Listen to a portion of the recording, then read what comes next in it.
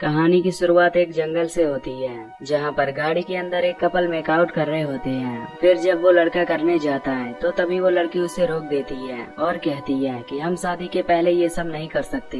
अब ये सुनकर वो लड़का उसे समझाता है कि हम कब तक ऐसे वर्जिन रहेंगे, जिस पर वो लड़की मान जाती है। जिसके बाद इंटीमेट होने के लिए ये गाड़ी के अंदर जाते हैं, लेकिन तभी इनके पीछे एक गाड़ी आती है, जिसकी वजह से ये दोनों इंटीमेट नहीं हो पाते। अब देखने के लिए वो लड़का उस गाड़ी के पास जाता है, जहां उसके अंदर उसे एक क्रीपी लेडी दिखती है और तभी वो उस लड़की को कई बार चाकू से स्टैब करती है। ये देखकर वो लड़की खुद को गाड़ी में लॉक कर लेती है। तभी उसका बॉयफ्रेंड जख्मी हालत में कार के पास आता है, लेकिन तभी वो लेडी उसको कई बार स्टैब करती है। अब ये देखकर वो लड़की यहाँ से भागने लगती है, लेकिन वो किलर उसे भी पकड़ लेती है। अब अगले सीन में हम फिर से एक कपल को देखते हैं, जिनका नाम जूडी और कैनी होता है। यहाँ कैनी जूडी को उसके घर छोड़ने के लिए आया था। अब घर पहुंचकर कैनी उसके साथ किस करने को कहता है, लेकिन जूडी उसे रोक देती है, जिससे अब कैनी को गुस्सा आ जाता है, क्योंकि ये दोनों 1 साल से रिलेशन में थे और इन्होंने अभी तक एक बार भी सेक्स नहीं किया था।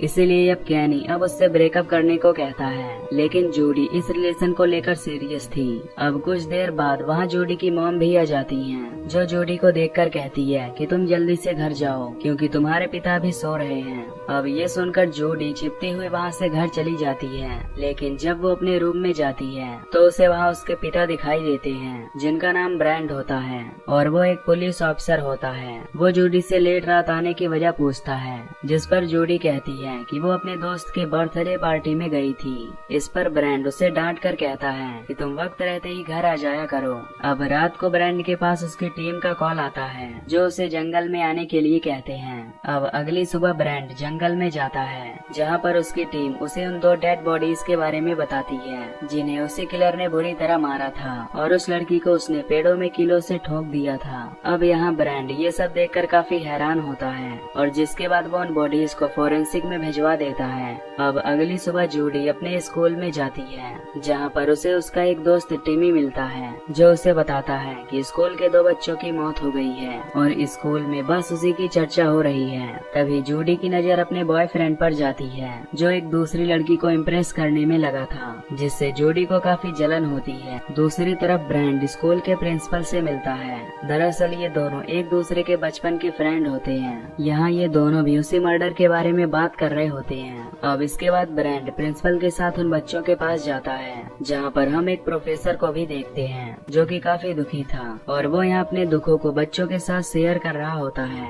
अब ब्रांड वहाँ आकर सभी बच्चों से पूछते हैं कि क्या तुम में से किसी को उन मरने वाले स्टूडेंट्स के बारे में पता है। ये सुनकर सभी बच्चे मना कर देते हैं, क्योंकि उन्हें उसके बारे में कुछ मालूम नहीं था।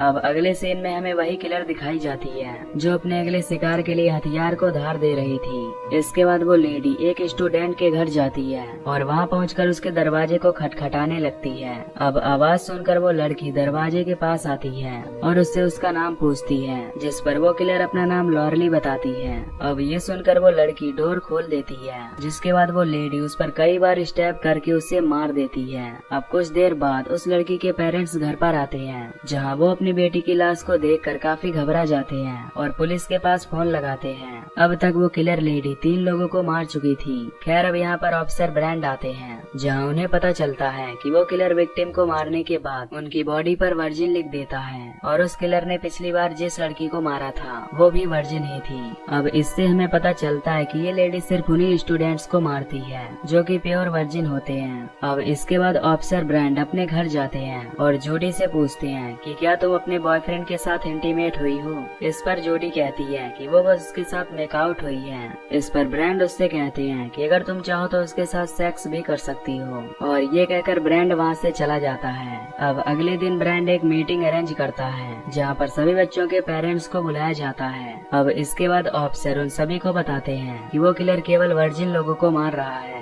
क्योंकि अभी तक उसने जिन्हें भी मारा है उनकी बॉडी पर चाकू से वर्जिन लिखा है। अब ब्रांड की ये बात सुनकर सभी भड़क जाते हैं और कहते हैं कि तुम क्या चाहते हो कि हमारे बच्चे इम्प्योर हो जाएं? लेकिन तभी वहाँ पर 2 पेरेंट्स के बीच में आनाकानी हो जाती है, जिसकी वजह से ये मीटिंग यहीं पर कैंसिल कर दी जाती है। अब इस मीटिंग में कोई भी स्टूडेंट मौजूद नहीं था, लेकिन जूडी और उसका फ्रेंड टिमी चुपके से इनकी बातें सुन लेते हैं। फिर टिमी को जब ये बात पता चलती है तो वो अपने दोस्तों को ये बात बताना चाहता था, इसलिए वो जूडी का फोन लेकर उन्हें कॉल करने जाता है। लेकिन अब काफी देर होने के बाद भी वो वापस नहीं आता। ये देखकर जूडी उसे ढूंढने के लिए जाती है। फिर जब वो वॉशरूम की ओर जाती है तो उसे एक दरवाजे पर वर्जिन लिखा हुआ दिखता है। अब जैसे वो उसे खोलती है तो उसे टिमी की लाश मिलती है और तभी वो किलर जूडी पर भी अटैक कर देती है, जिससे जूडी वहाँ से भागने लगती है। लेकिन तभी वो किलर जूडी को पकड़ लेती है और उसकी बॉडी पर चाकू से वर्जिन लिखने वाली होती है। पर तभी जूडी उठती है और उस किलर से फाइट करने लगती है। वो अपने फादर द्वारा सिखाए गए सेल्फ डिफेंस का इस्तेमाल करती है और उस किलर को बेहोश कर देती है। तभी जूडी को वहाँ ब्रांड भी मिल जाते हैं। फिर जूडी उन्हें सब कुछ बताती है,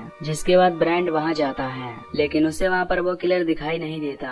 अब इसके बाद जूडी को पुलिस स्टेशन ले जाया जाता है, जहाँ पर उससे उस किलर का स्केच बनवाया जाता है। अब जब ब्रांड उस किलर के स्केच को देखता है तो वो सोच में पड़ जाता है, मानो कि वो उस किलर को पहले से ही जान रहा हो। वो तुरंत बाहर जाकर प्रिंसिपल के पास कॉल करता है, लेकिन तभी जूडी उसकी बातें सुनने लगती है। दूसरी तरफ वो प्रिंसिपल उस फोटो को देखकर काफी हैरान हो जाता है, जिस पर ब्रांड उससे पूछता है कि क्या ये लॉरली है। इस पर प्रिंसिपल कहता है कि लॉरली तो 25 साल से गायब है और आज तक उसे किसी ने नहीं देखा है। तभी ब्रांड जूडी को उसकी बातों को सुनते हुए देख लेता है, इसीलिए वो फोन को डिस्कनेक्ट करके उससे पूछता है कि तुमने क्या सुना। अब इस पर वो बहाना बनाते हुए कहती है कि मैं यहाँ अपने दोस्त से बात करने के लिए आई थी।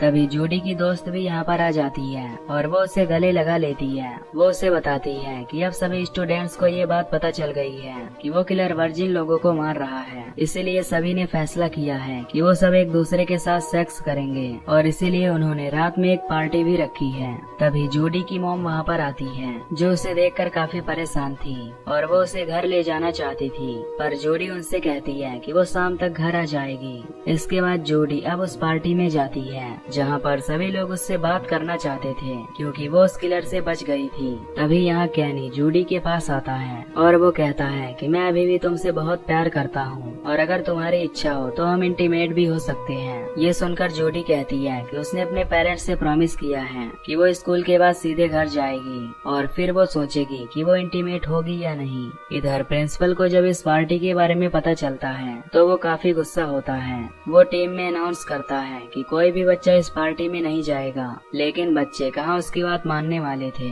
फिर छुट्टी होने के बाद सभी काफी खुश होते हैं, क्योंकि आज उन्हें एंजॉय करने को मिलेगा। अब इसके बाद जूडी घर आती है और अब वो लॉरली के बारे में जानना चाहती थी, इसलिए वो अपनी मॉम से लॉरली के बारे में पूछती है। अब जिद करने पर उसकी मॉम बताती है कि आज से 25 साल पहले एक लेडी की कार जंगल में खराब हो गई थी और इसी बात का फायदा उठाकर स्कूल के 4 स्टूडेंट्स ने उसके साथ जबरदस्ती की और करने के बाद उन चारों ने उसे मरने के लिए वहीं छोड़ दिया। अब उन्होंने लॉरली के साथ ऐसा इसलिए किया क्योंकि वो सभी नशे में थे। दरअसल लॉरली की अपनी कोई फैमिली भी नहीं थी और इसीलिए तब से लॉरली यहाँ से बहुत दूर चली गई और तब से उसका कुछ भी पता नहीं चला। ये सुनकर जूडी उनसे पूछती है कि वो चारों लड़के कौन थे।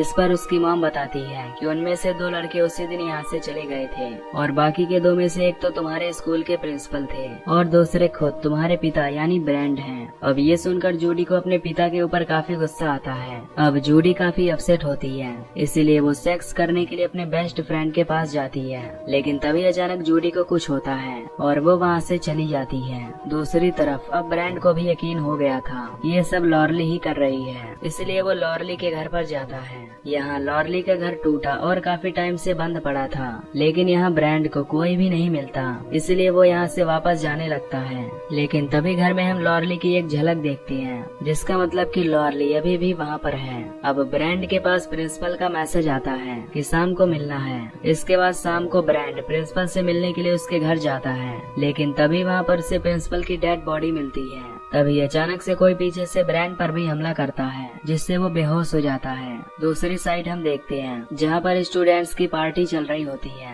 और यहाँ पर बाहर पुलिस भी पहरा दे रही थी ताकि वो उस किलर को पकड़ सके। उस पार्टी में जूडी का बॉयफ्रेंड कैनी भी होता है, पर तभी उसे जूडी की याद आती है, इसलिए वो उस पार्टी से निकल जाता है। वहीं दूसरी तरफ हम उस प्रोफेसर को देखते हैं जो एक बड़ा सा बॉक्स ले जा रहा होता है। तभी वहाँ पर उससे मिलने जूडी आती है। अब जूडी भी उस बॉक्स को ले ले जाने में उसकी मदद करती है। लेकिन तभी बॉक्स में से किसी इंसान की आवाज आती है। ये सुनकर जूडी उस बॉक्स को खोलती है और तभी वो उसमें अपने फादर ब्रैंड को देखती है, जो कि काफी जख्मी हालत में था। लेकिन तभी प्रोफेसर जूडी को भी मारकर बेहोश कर देता है। अब यहाँ पर हमें पता चलता है कि वो किलर कोई और नहीं बल्कि यही प्रोफेसर है। इसके बाद जब जूडी को होश आता है तो वो खुद को बंधा हुआ पाती है, जिसके बाद प्रोफेसर ब्रैंड से कहता है कि तुम अपनी बेटी को अपनी सच्चाई के बारे में बताओ कि तुमने 25 साल पहले क्या किया था। इस पर जूडी कहती है कि उसे सब पता है। अब यहाँ हमें ये भी पता चलता है कि ये प्रोफेसर उसी लॉर्ली का इकलौता बेटा है, जिसे उसकी मॉम ने रेप के बारे में सब कुछ बता दिया था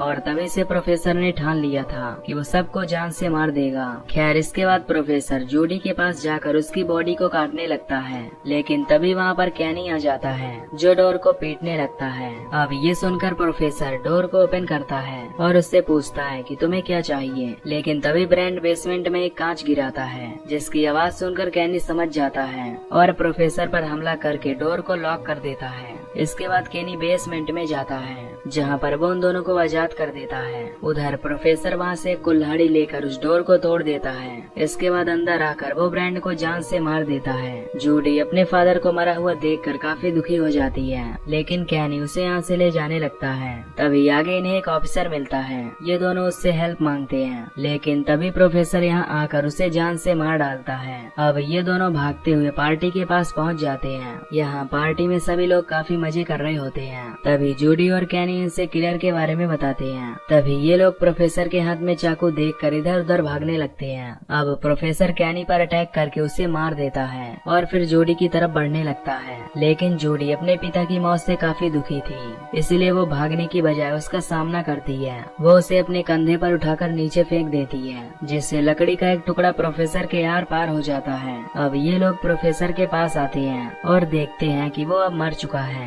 लेकिन तभी वो एक स्टूडेंट पर अटैक कर देता है, पर तभी यहाँ पर एक लेडी ऑफिसर आकर उसे कई बार शूट करती है, जिससे फाइनली वो मारा जाता है। अब यहाँ पर पुलिस को भी पता चल जाता है कि प्रोफेसर के साथ ब्रैंड का कोई कनेक्शन था, इसलिए वो जूडी और उसकी मॉम से इसके बारे में पूछते हैं। पर यहाँ जूडी कहती है कि उन्हें इसके बारे में कुछ नहीं पता। इसके बाद जूडी और उसकी मॉम जब घर जाने लगती है, तभी जूडी को क्रॉसिंग पर लॉर्ली दिखाई देती है। इसका मतलब कि लॉर्ली अभी भी जिंदा है और ये मूवी यहीं पर खत्म हो जाती है।